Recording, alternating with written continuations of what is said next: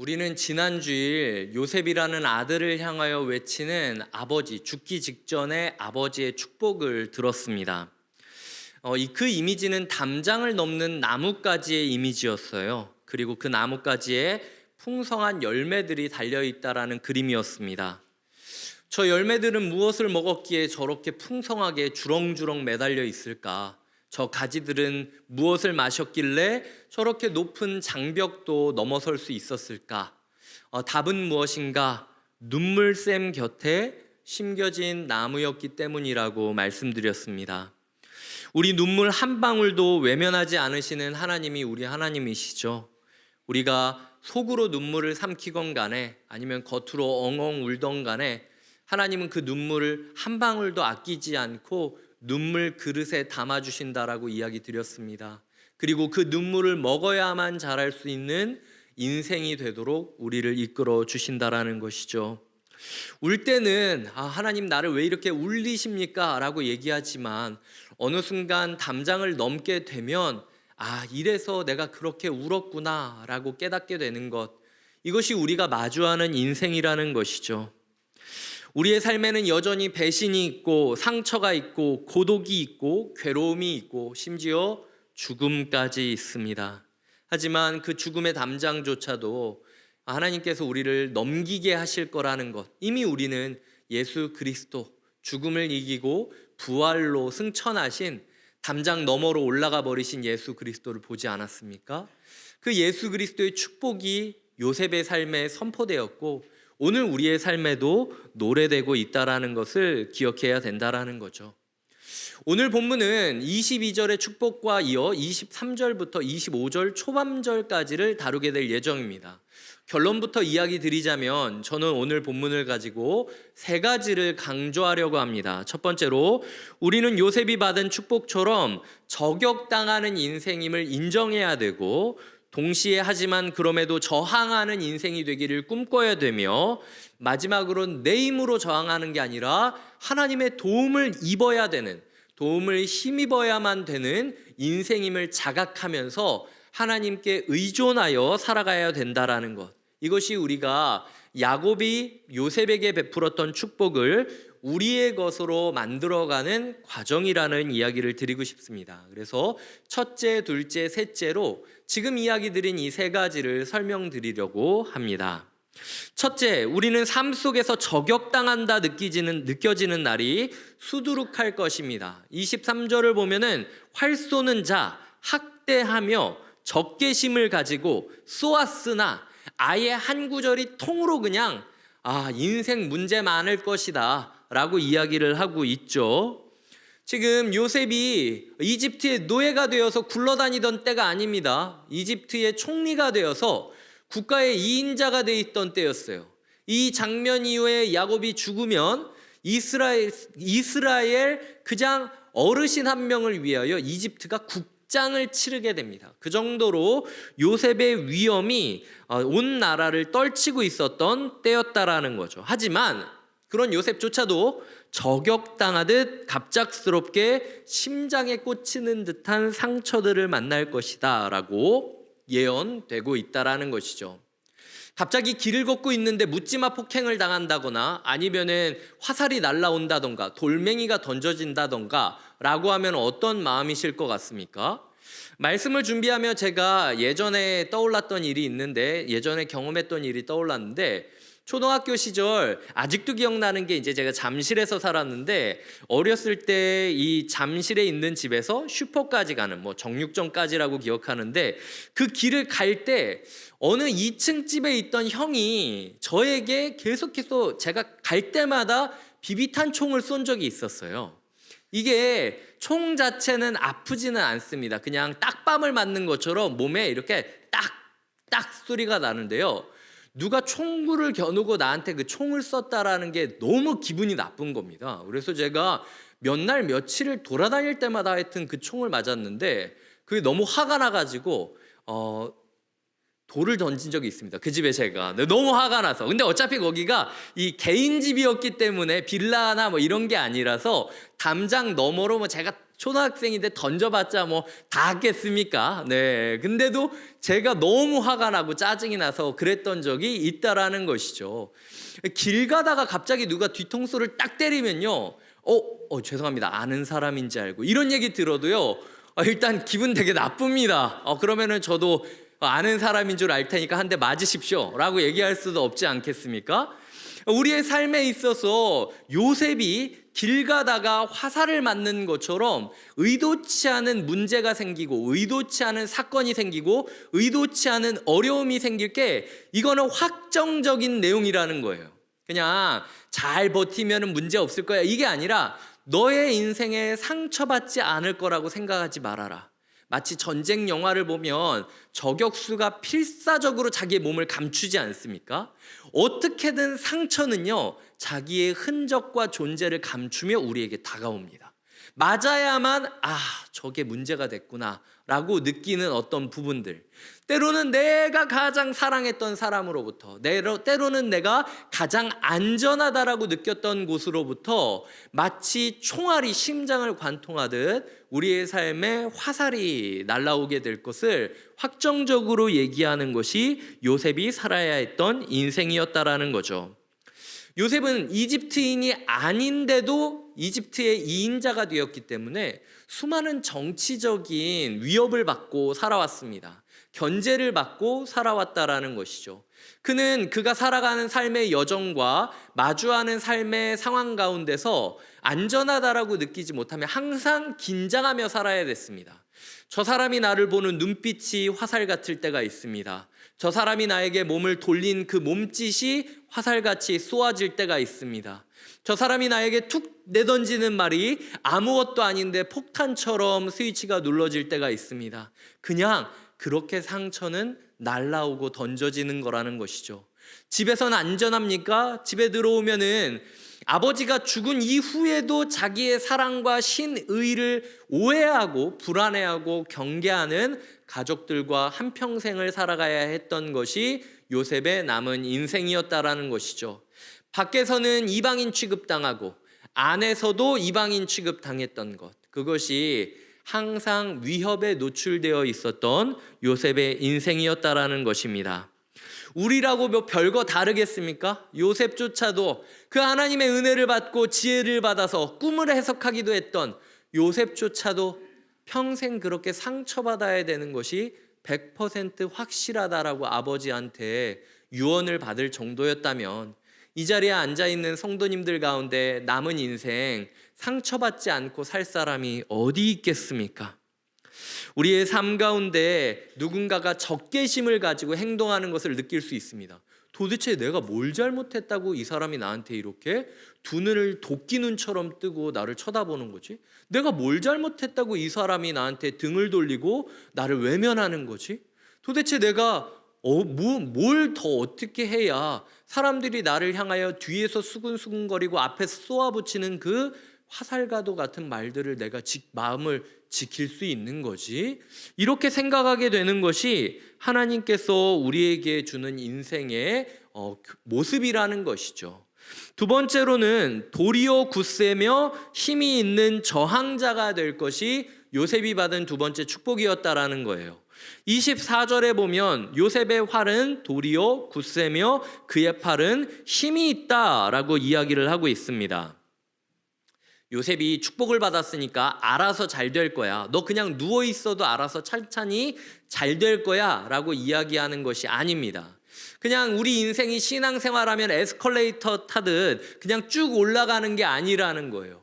우리 또한 화를 들어야 된다라는 겁니다. 나에게 날라오는 상처, 나에게 날라오는 슬픔, 내가 어찌할 수 없을 정도로 나를 괴롭히는 그 모습, 마치 전쟁을 했을 때 성벽을 기어 올라갈 때 위에서 막 끓는 기름을 내리붓기도 하고 돌덩이를 막 던지지도 하지 않습니까? 그럼에도 불구하고 누군가는 그 꼭대기에 올라가야 전쟁을 이길 수 있다라는 거예요.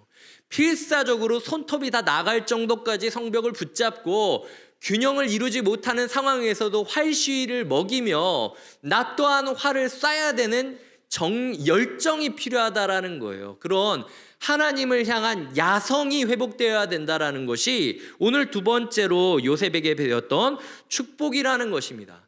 야곱은 요셉에게 너의 인생 가운데 상처가 한 번도 없을 거야 라고 축복한 적이 없습니다.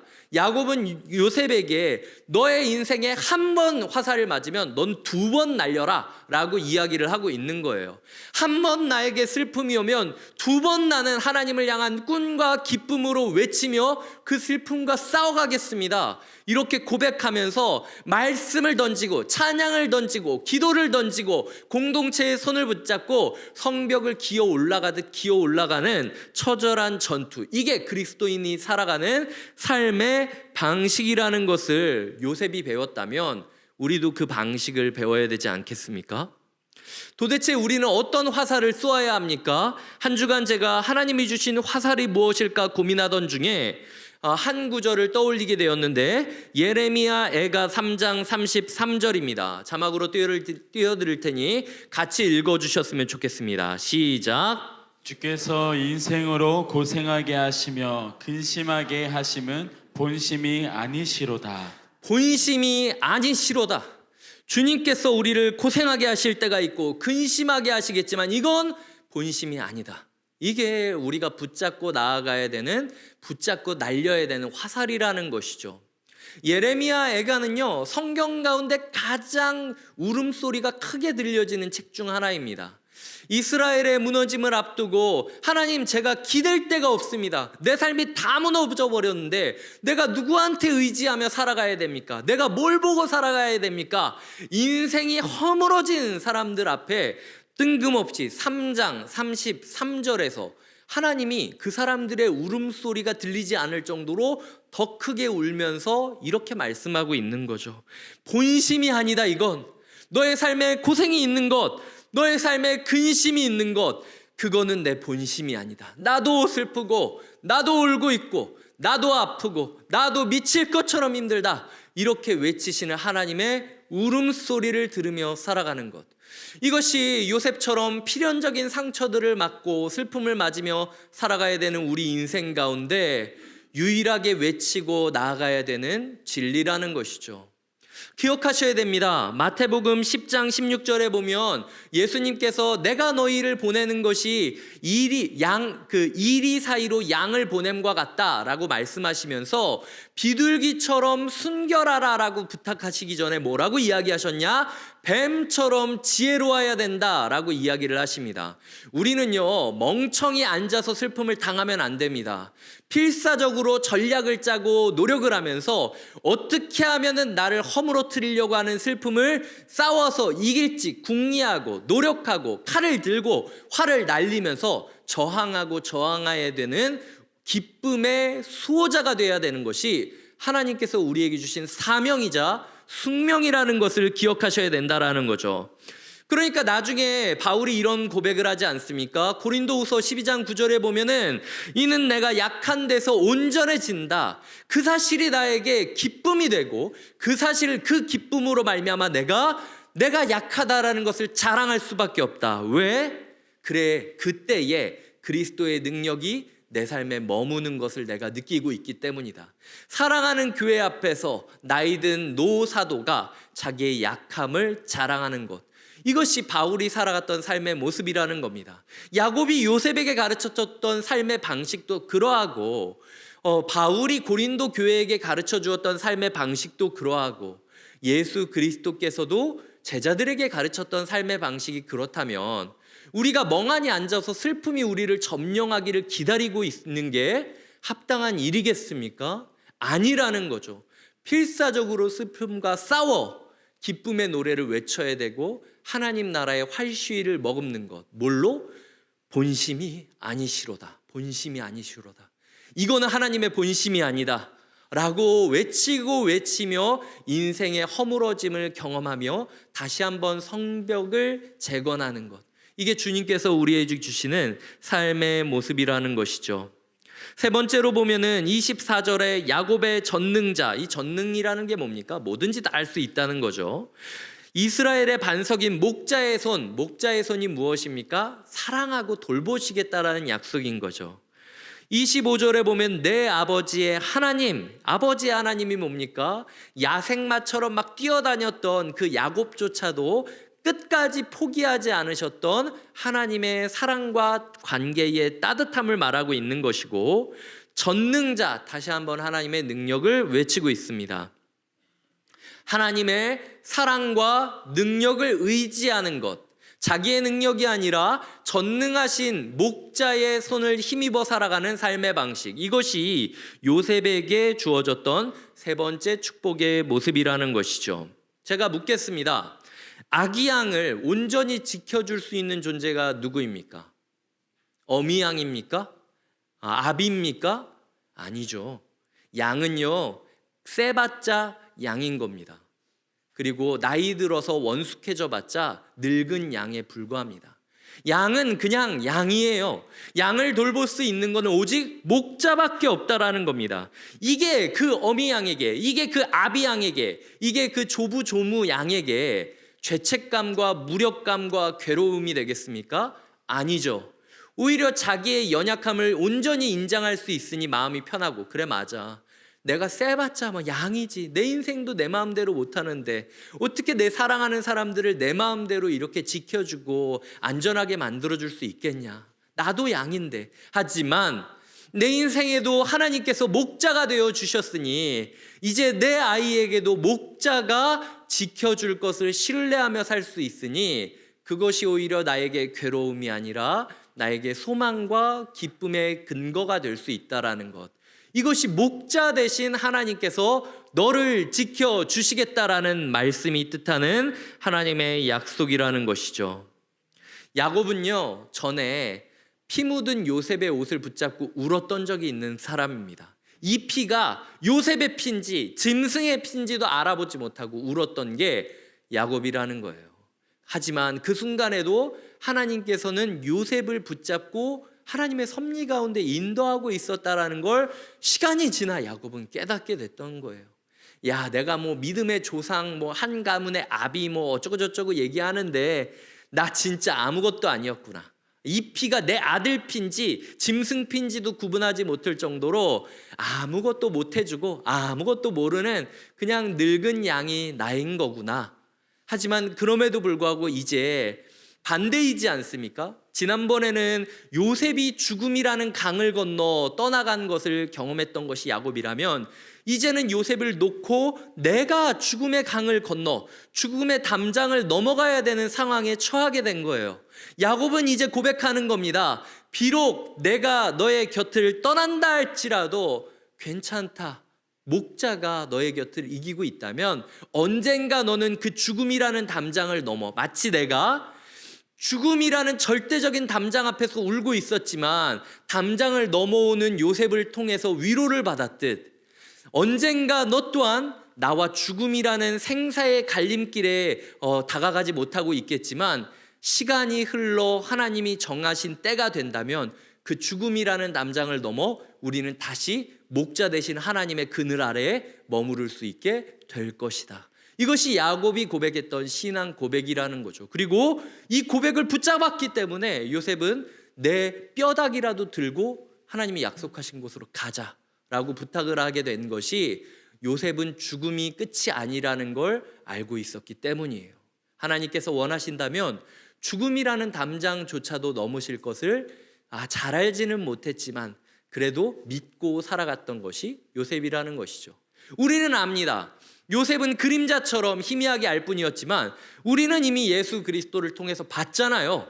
죽음이라는 그 담장을 오르시고 부활이라는 생명력으로 마치 열매 맺는 가지처럼 그 담장을 넘어가시는 예수 그리스도를 보며, 심지어 죽음마저도, 그리고 그 승천하시는 높이 올라가시는 예수님을 보며 이 죽음이라는 담장조차도 뛰어넘으시고 승천하셔서 저 높은 곳에 올라가신 예수 그리스도가 지금 우리가 믿는 예수 그리스도라는 것을 고백하며 살아갈 수 있는 것. 그렇기 때문에 우리의 인생 가운데 때로는 아픔이 우리를 해집고, 때로는 슬픔이 우리의 마음을 허물어뜨리고, 때로는 죽음이 우리 사이를 갈라놓는다 할지라도 하나님께서는 그 담장조차도 넘을 수 있는 능력을 주실 것이다. 그것이 바로 예수님이 십자가의 길을 오르셨던 것처럼 우리도 성벽을 올라가는 것처럼 고된 인생길을 그저 말씀 하나 붙잡고 화살 쏘듯 쏘아가면서 올라가야 하는 이유라는 것이죠. 말씀을 맺겠습니다. 첫째, 우리 인생 가운데 상처받을 가능성을 제로로 만들지 마셔야 됩니다. 인생 가운데 상처받을 가능성은 몇 퍼센트냐? 100%입니다. 죽는 그 순간까지, 우리는 죽는 그 모습까지도 상처받을 가능성을 품고 사는 사람들이라는 거죠. 유명인들을 보십시오. 그렇게 애써서 유명해졌는데 오히려 그 유명세 때문에 주변에서 이러쿵저러쿵 얘기하고 말도 안 되는 얘기를 하고 그러면서 아님 말지 뭐 이런 식으로 말하는 사람들로 인하여 그토록 내가 유명해지를 꿈꿨지만 그럼에도 불구하고 그 유명세 때문에 괴로워하고 절망하고 병원에 다니는 것들이 유명인들의 모습이라는 것이죠. 두 번째로 우리의 삶에 끝까지 저항하셔야 됩니다. 잠언 4장 23절은 말합니다. 무릇 지킬 만한 것 중에서 오직 내 마음을 지키라. 왜? 생명의 근원이 여기서 난다라는 거예요. 하나님께서는 멍하니 화살 날라온다고 서 있지 말아라. 방패로 맞고 너도 화살을 쏘고 한 대 맞으면 두 대 날리면서 슬픔 하나가 너의 마음을 후벼 판다면 기쁨의 고백 두 가지를 던지면서 이 세상을 이겨 나가야 된다. 어떤 고백으로요? 본심이 아니시로다. 본심이 아니시로다. 끝이 나면 알겠지만 적어도 확신하는 건 하나님은 본심이 아니라고 했다. 이거 하나 붙잡고 우리가 살아가야 되는 것이 주님께서 우리에게 주시는 삶의 모습이라는 것입니다. 오히려 우리가 도리어 굳세어, 그래 네가 밟았으니 내가 도리어 굳세지리라 꿈꾸며 이겨나가야 되는 것이 하나님이 우리에게 주시는 모습이라는 것이죠.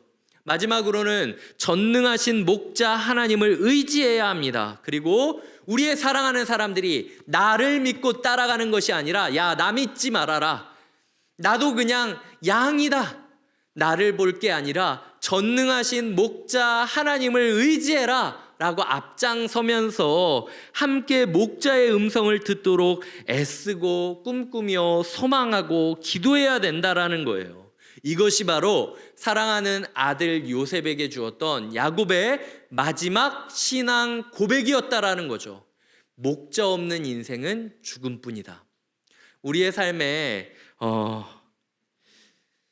제가 자막으로 하나를 보여드릴게요. 요셉은요, 자신이 강해지는 축복을 받은 것이 아니라 주님이 강하시다라는 사실을 경험하고 고백하는 축복을 받은 겁니다. 지금 화면을 보시면서 3번만 이 말씀이 내 삶의 말씀이 되기를 꿈꾸며 3번만 반복해서 읽어주시겠습니다. 시작. 요셉은 자신이 강해지는 축복을 받은 것이 아니라 주님이 강하심을 고백하며 살아가는 축복을 받았습니다. 요셉은 자신이 강해지는 축복을 받은 것이 아니라 주님이 강하심을 고백하며 살아가는 축복을 받았습니다. 요셉은 자신이 강해지는 축복을 받은 것이 아니라 주님이 강하심을 고백하며 살아가는 축복을 받았습니다. 아멘. 센 척 하려고 하지 마십시오. 강해질 필요가 없습니다. 세져봤자 그게 좋은 양이 아니라 고집 센 양이 되는 거예요. 우리가 강할 필요가 전혀 없습니다. 나의 약함을 부끄러워하지 마십시오. 바울이 그러했듯 약한 데서 온전해지는 그리스도의 능력을 기쁨 삼고 자랑하며 인생을 살아가야 된다라는 것이고, 이 노래를 부르며 본심이 아니라는 하나님을 고백하고 붙잡고 마음을 지키는 것, 이것이 상처투성이 세상 속에서 화살을 맞아가고 총알을 맞아가며 우리가 살아갈 수 있는 유일한 방법이라는 거죠. 이번 한 주도 여전히 우리는 도전받을 것입니다. 하지만 끝까지 저항하시기를 부탁드립니다. 전능하신 목자의 품에 안기시기를 부탁드립니다. 이렇게 주님께서 우리의 목자 되심으로 인하여 우리가 이전까지 살아보지 못했던 또 다른 삶의 경지로 올라가기를 주님의 이름으로 축복드립니다.